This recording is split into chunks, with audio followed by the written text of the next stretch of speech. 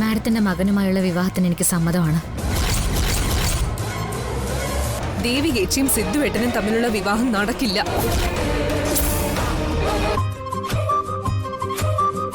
എങ്ങനെ ഈ നേരത്തെ ഇവിടെ വന്നു?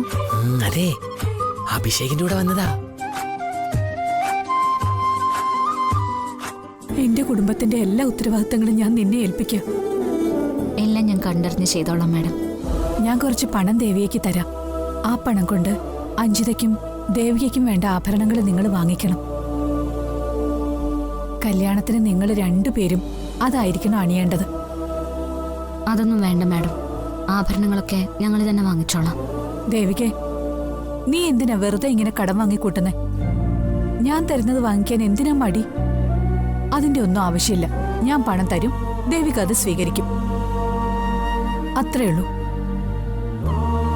നീ സിദ്ധുവിന്റെ ഭാര്യയാകാൻ പോകുന്ന കുട്ടിയാ, അതോർക്കണം. കല്യാണം കൂടാൻ വരുന്നവരാരും ദേവിയെക്കുറിച്ച് ഒരു കുറവും പറയരുത്. നിന്നിൽ ഒരു കുറ്റവും കണ്ടുപിടിക്കുകയും ചെയ്യരുത്. മനസ്സിലായല്ലോ അല്ലേ? ആ പിന്നെ സിദ്ധുവിന്റെ കല്യാണം ഉറപ്പിച്ച സന്തോഷത്തില് നമ്മുടെ സ്കൂളിലെ കുട്ടികൾക്ക് ഗംഭീരായൊരു സദ്യ, ഒരു വിരുന്ന് കൊടുക്കാനും ഞാൻ തീരുമാനിച്ചിട്ടുണ്ട്. ഇത്രയൊക്കെ പറയാനുണ്ടായിരുന്നുള്ളൂ. ഇനി ദേവിക പോയി ക്ലാസ് എടുത്തോളൂ. ശരി മാഡം.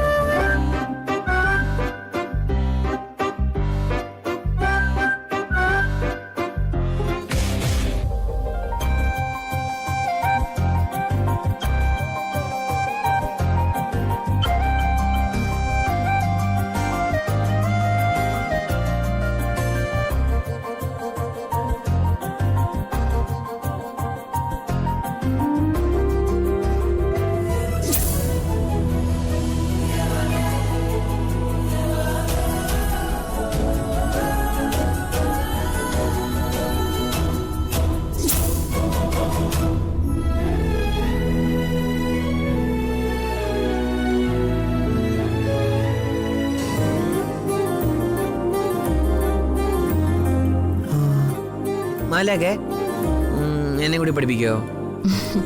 അതിനെന്താ, പഠിപ്പിക്കാലോ. എന്നാ തുടങ്ങാം. മാലാകെ, പക്ഷേ എനിക്ക് പഠിക്കാനുള്ള ബുക്കില്ലല്ലോ, പിന്നെ ഞാൻ എങ്ങനെയാ പഠിക്കുക? കുട്ടന് തൽക്കാലം പുസ്തകമൊന്നും വേണ്ട.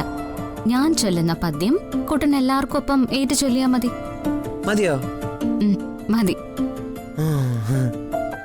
1000 സ്വർഗങ്ങൾ സ്വപ്നവുമായി എത്തി, 1000 സ്വർഗങ്ങൾ സ്വപ്നമായി എത്തി, മായികേ നീ നിൻ നടനം നടത്തി, മായികേ നീ നടനം നടത്തി,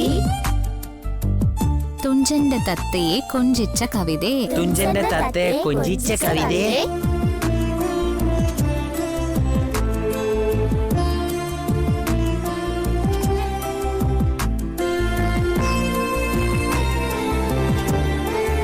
പുഞ്ചിരി പെയ്തു പെയ്താടു നീലെഴുതേ, പുഞ്ചിരി പെയ്തു പെയ്താടു നീലെഴുതേ,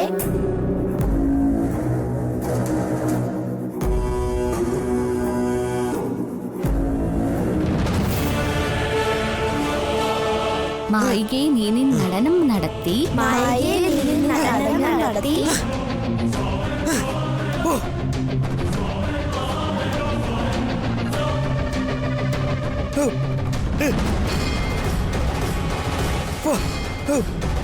കുട്ട കുട്ട കുട്ട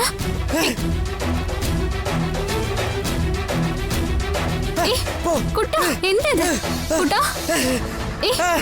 കുട്ട ഒന്നുമില്ല. എന്തത് കുട്ട? പറയുന്ന കേൾക്ക്. സിദ്ധു കുട്ട, കുട്ട സിദ്ധു, സിദ്ധു ഒന്നുമില്ല മോനെ. കുട്ട പറയുന്ന കേൾക്ക്. പൂമ്പാറ്റ പ്രശ്നം. സിദ്ധു മോനെ,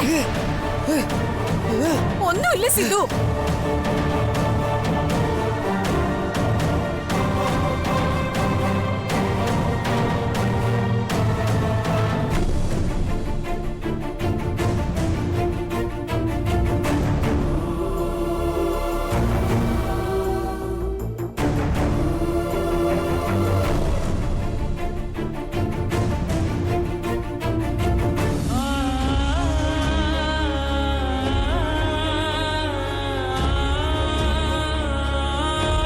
സിദ്ധുവിന്റെ കാര്യത്തിൽ ഞാനെടുത്ത തീരുമാനം ഏതായാലും തെറ്റിയില്ല.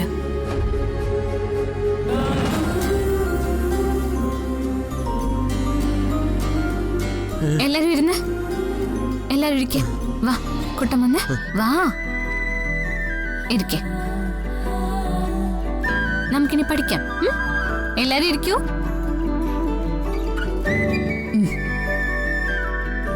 ശരി, അപ്പൊ നമുക്ക് കവിത പാടാം. 1000 സ്വർഗങ്ങൾ സ്വപ്നവുമായി എത്തി, 1000 സ്വർഗങ്ങൾ സ്വപ്നമായി എത്തി, മായികെ നീ നിന്നടനം നടത്തി, പുഞ്ചിരി പെയ്തു പെയ്താടു നീ ലളിതേ, പുഞ്ചിരി പെയ്ത് പെയ്താടുമീലെഴുതേ, തുഞ്ചന്റെ തത്തയെ കൊഞ്ചിച്ച കവിതേ. തുഞ്ചന്റെ തത്തയെ കൊഞ്ചിച്ച കവിതേ.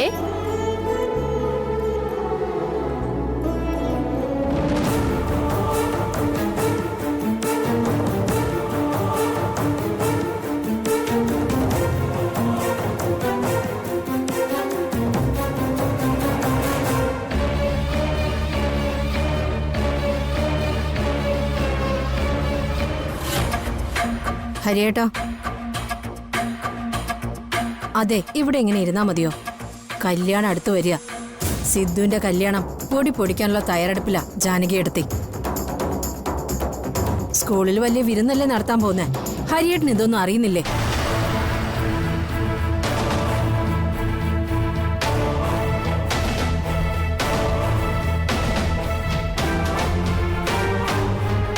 നീ എന്താ വിചാരിച്ചത്?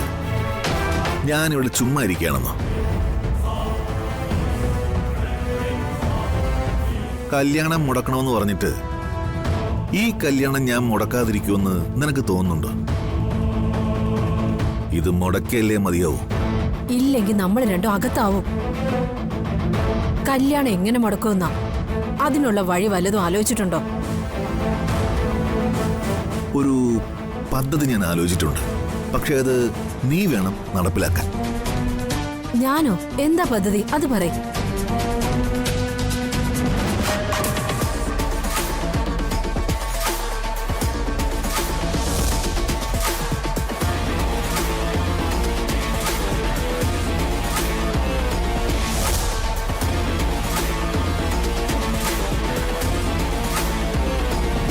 ആ പ്ലാനാണ് നീ ചെയ്യേണ്ടത്. മനസ്സിലായോ?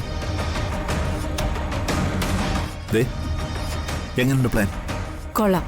ആ, ബാക്കിയെല്ലാം നിന്റെ മിടുക്ക്. ഇത് ഞാൻ നോക്കിക്കോളാം.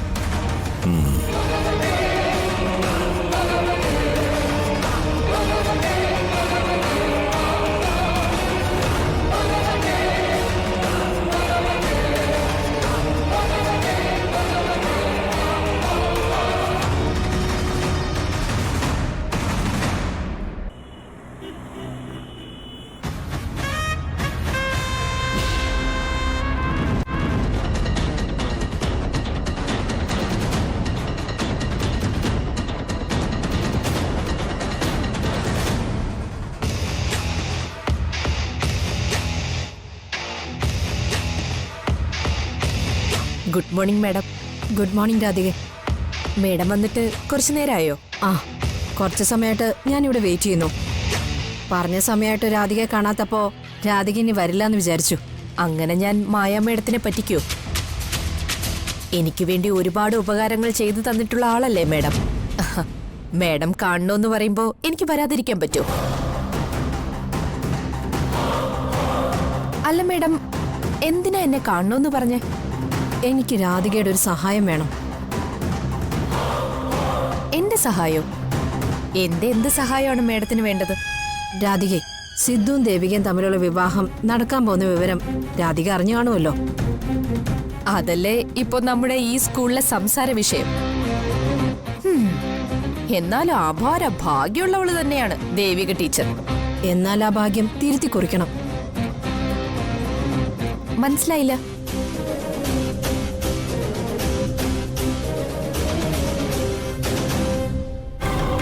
ദേവികയും സിദ്ധുവും തമ്മിലുള്ള വിവാഹം നടക്കാൻ പാടില്ല. അത് എങ്ങനെയെങ്കിലും മുടക്കണം. അല്ല, അതെന്തിനാണ് മേഡം അങ്ങനെ ചെയ്യുന്നത്? എന്തിനാ കല്യാണം മുടക്കുന്നത്?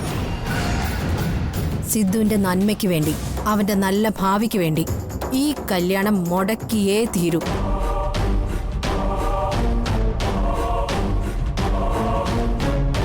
ദേവിക എന്തിനാ സിദ്ധുവായിട്ടുള്ള വിവാഹത്തിന് തയ്യാറായത്? അവനോടുള്ള ഇഷ്ടം കൊണ്ടാണോ? അതോ പൊന്നാരൻ തോട്ടത്തുകാരോടുള്ള സ്നേഹം കൊണ്ടാണോ? അതൊന്നുമല്ല. അവളുടെ നോട്ടം പൊന്നാരൻ തോട്ടത്തുകാരുടെ സ്വത്തിലും പണത്തിലുമാണ്.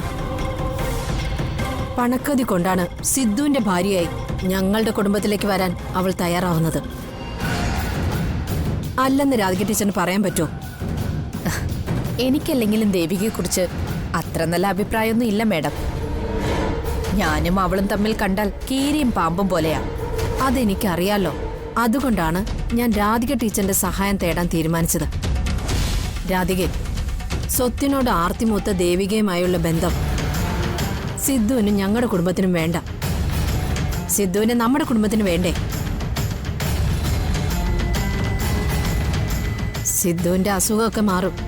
കുറച്ചു ദിവസം കഴിയുമ്പോൾ അവന് നമുക്ക് നമ്മുടെ പഴയ സിദ്ധുവായിട്ട് തന്നെ കിട്ടും. അപ്പോൾ അവന്റെ നിലയ്ക്കും വിലയ്ക്കും ഒത്ത നല്ലൊരു പെൺകുട്ടിയുടെ ആലോചന തന്നെ വരും. പക്ഷേ അതുവരെ കാത്തിരിക്കാൻ ജാനകി ഏട്ടത്തിക്ക് ക്ഷമയില്ല. എത്ര പറഞ്ഞിട്ടും അവരുടെ തലയിൽ കയറുന്നുമില്ല. ജാനകി ഏട്ടത്തിയെ പോലെ സിദ്ധുവിന്റെ ഭാവി എങ്ങനെയെങ്കിലും ആയിക്കോട്ടെ എന്ന് കരുതാൻ എനിക്കാവില്ല. സിദ്ധുവിനെ ഞാൻ എൻ്റെ അഭിമാനെ പോലെയാ കാണുന്നത്. അതുകൊണ്ട് ഒരു ചെറിയമ്മ എന്ന നിലയിൽ സിദ്ധുവിനെ എനിക്ക് രക്ഷിച്ചേ മതിയാവും. അല്ല മേഡം, അഭിഷേകം ദേവികയുടെ ഫാമിലിയിൽ നിന്ന് തന്നെയല്ലേ വിവാഹം ചെയ്യുന്നത്? അപ്പോ മേഡത്തിന് എതിർപ്പൊന്നുമില്ലേ? രാധികെ, അഭിഷേകിനെ പോലെയാണോ സിദ്ധു? അഭിഷേകിന് കള്ളവും ചതിയും കണ്ടുപിടിക്കാനുള്ള ബുദ്ധിയും വിവേകവും ഒക്കെ ഉണ്ട്. സിദ്ധുവിന് അതുണ്ടോ? അവന് കൊച്ചുകുട്ടികളുടെ മനസ്സല്ലേ. അവൻ പെട്ടെന്ന് ചതിയിൽപ്പെടും. അതുണ്ടാകാതിരിക്കാൻ വേണ്ടിയാ ദേവികയെ സിദ്ധുവായിട്ടുള്ള വിവാഹം തടസ്സപ്പെടുത്താൻ ഞാൻ ഒരുങ്ങുന്നത്. അതിന് എനിക്ക് രാധികയുടെ സഹായം വേണം. അല്ല മേഡം, ഞാൻ എന്താ വേണ്ടത്? പറയാം.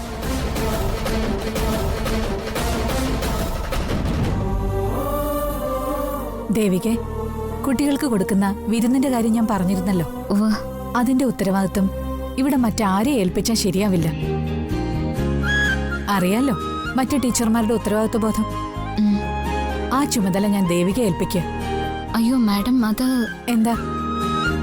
ദേവികയ്ക്ക് ഉത്തരവാദിത്വം ഏറ്റെടുക്കാൻ എന്തെങ്കിലും പ്രയാസമുണ്ടോ? അതല്ല മാഡം, ദേവിക മുന്നിൽ നിന്നാ മതി.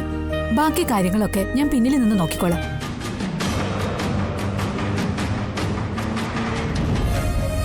പ്രോഗ്രാം ഭംഗിയാക്കണം. ഒന്നിനും ഒരു കുറവുണ്ടാകാതെ ശ്രദ്ധിക്കണം. എന്താ, ദേവിക തയ്യാറല്ലേ? ഞാൻ നോക്കിക്കോളാം മാഡം. ഇതുമാത്രല്ല, സിദ്ധുവിന്റെ ഭാര്യ ആയിക്കഴിഞ്ഞാൽ ഈ സ്കൂളിന്റെ മുഴുവൻ മേൽനോട്ടവും ദേവിക. അതൊക്കെ വേണോ മാഡം? ഞാൻ വീണ്ടും ഒരു ടീച്ചറായി തുടരുന്നതല്ലേ നല്ലത്. അതാ എനിക്കും ഇഷ്ടം. ടീച്ചറായി തുടരുന്നതിൽ എനിക്ക് യാതൊരു പ്രശ്നവുമില്ല. പക്ഷേ സ്കൂളിന്റെ നടത്തിപ്പ് ദേവിക തന്നെ നോക്കി നടത്തണം. ആക്ച്വലി എനിക്ക് അങ്ങനെയുള്ള എക്സ്പീരിയൻസ് ഒന്നും ഇല്ല മാഡം. ഇങ്ങനെയൊക്കെ തന്നെ എക്സ്പീരിയൻസ് ഉണ്ടാവുന്നേ. ഈ സ്കൂളിന്റെ കാര്യങ്ങൾ കൃത്യമായി നോക്കാൻ ദേവികയ്ക്ക് സാധിക്കും. അതിനുള്ള കഴിവ് ദേവികയ്ക്കുണ്ട്. അക്കാര്യത്തിൽ എനിക്ക് നല്ല ഉറപ്പാ. തൽക്കാലം അതിനെക്കുറിച്ച് ആലോചിച്ചൊന്നും ടെൻഷൻ ആവരുത്. ഇപ്പോ വിരുന്നിനെക്കുറിച്ച് മാത്രം ചിന്തിക്കുക. ആദ്യം അതിന് എന്തൊക്കെയാ വേണ്ടെന്നുള്ള ലിസ്റ്റ് തയ്യാറാക്കിക്കോ. ശരി മാഡം.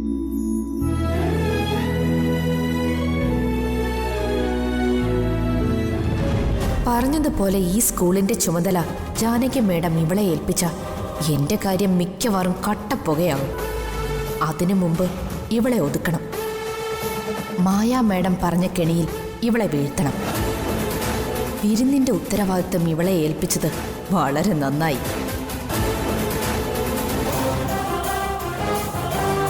അവൾ സിദ്ധാർത്ഥമായിട്ടുള്ള വിവാഹത്തിന് സമ്മതിച്ചോ? ആരോട് ചോദിച്ചിട്ട് അവൾ സമ്മതിച്ചത്? അവളോട് അതിന് സമ്മതിക്കരുതെന്ന് ഞാൻ പറഞ്ഞതല്ലേ? അമ്മേ, അമ്മ മാത്രമല്ല ഞാനും മുത്തശ്ശനും ആവുന്നത് പറഞ്ഞു. എന്നിട്ടും ചേച്ചി സമ്മതിച്ചില്ല. എന്തിനാ ചേച്ചി ഈ ത്യാഗം സഹിക്കുന്നെന്ന് എനിക്ക് മനസ്സിലാവുന്നില്ല. എനിക്ക് വേണ്ടിയാണെങ്കിൽ അത് വേണ്ട. എന്തും ഫേസ് ചെയ്യാൻ ഞാൻ തയ്യാറാ. എന്ത് തന്നെയായാലും ചേച്ചിയും സിദ്ധുവേട്ടനുമായിട്ടുള്ള വിവാഹം നടക്കരുത്. നടന്ന ചേച്ചിയുടേതായൊരു ജീവിതം അവിടെ അവസാനിക്കും. അത് കാണാൻ എനിക്കാവില്ലമ്മേ. അതുകൊണ്ട് അമ്മ എത്രയും പെട്ടെന്ന് ഇതിൽ ഇടപെടണം. ഇടപെട്ടേ മതിയാകൂ. നീ ഒരു കാര്യം ചെയ്യ്, ഫോൺ വെക്ക്, ഞാൻ അവളെ ഒന്ന് വിളിക്കട്ടെ.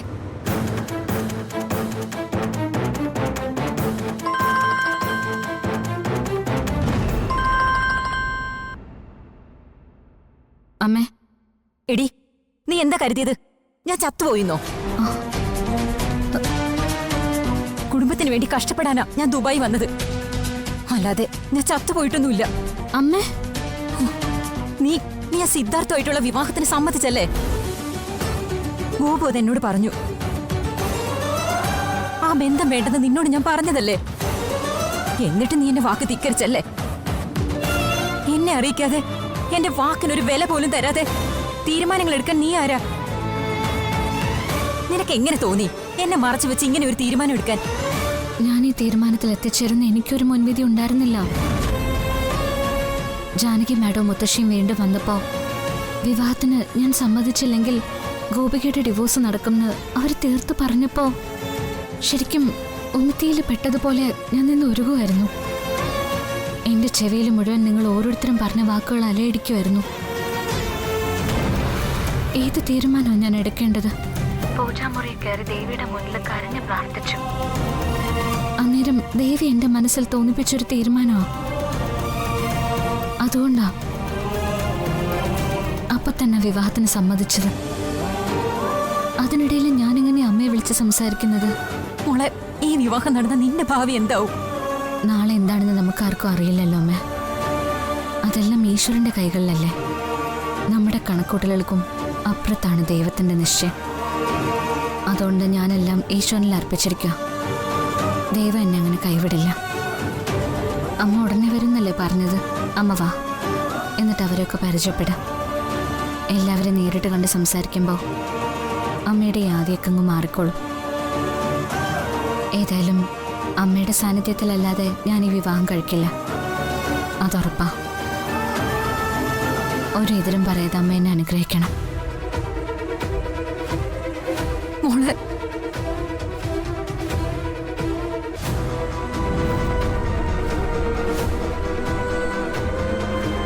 ഋഷി, ഋഷി, ഋഷി, നോക്ക്. എന്താ ഏട്ടാ പറയ്. ഋഷി ഇങ്ങോട്ട് നോക്ക്. എന്താ എന്താ ഏട്ടാ കാര്യം പറ. ഋഷി, എനിക്കിപ്പോ മാലാഖയോട് സംസാരിക്കണം. ഇപ്പോഴും? ഇപ്പൊ സംസാരിക്കണം.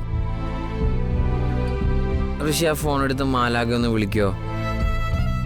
വിളിക്കൂ വിളിക്കൂ വിളിക്കൂ ഋഷി, വിളിക്കൂ വിളിക്കൂ ഋഷി, വിളിക്കൂ വിളിക്കൂ. ശരി ശരി, വിളിക്കാം വിളിക്കാം വിളിക്കാം. Wait wait wait.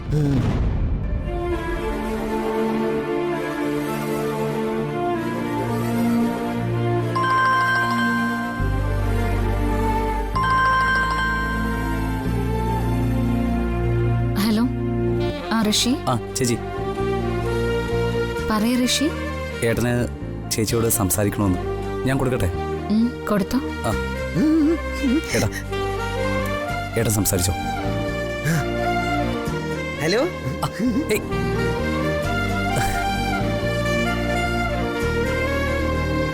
മാലാഖേ, കൊട്ടാ. മാലാഖേ, മാലാഖ ഇപ്പൊ എന്ത് ചെയ്യാ? ഞാനൊന്നും ചെയ്യുന്നില്ല. മാലാഖേ, ഇവിടെ അമ്മയച്ഛനും മുത്തശ്ശിയൊക്കെ പറയാ നമ്മുടെ കല്യാണം ഇപ്പൊ തന്നെ ഉണ്ടാവുന്നു. നമ്മുടെ കല്യാണത്തിന് വലിയ സദ്യ ഉണ്ടാവുന്നു. ആ, അമ്മ പറഞ്ഞു പപ്പടം ഉണ്ടാവും, പഴം ഉണ്ടാവും, പായസം ഉണ്ടാവും, എല്ലാം ഉണ്ടാവും. മാലാഖയ്ക്ക് ഏത് പായസം ഇഷ്ടം?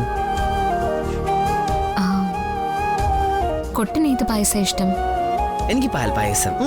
അല്ലല്ല, പാൽ പായസം. ആ, പാലട പായസം എനിക്ക് ഭയങ്കര ഇഷ്ടാ.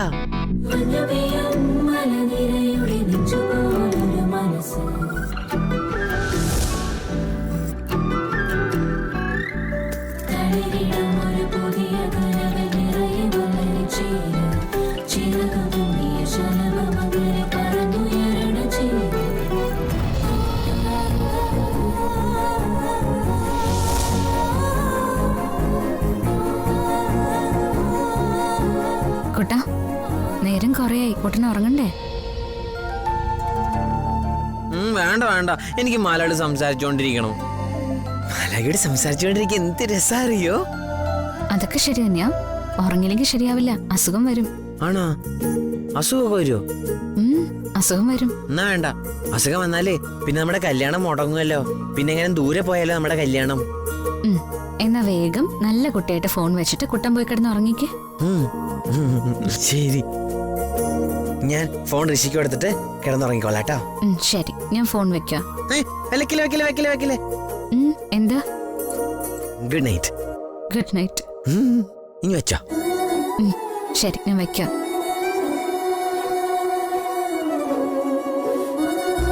Hmm?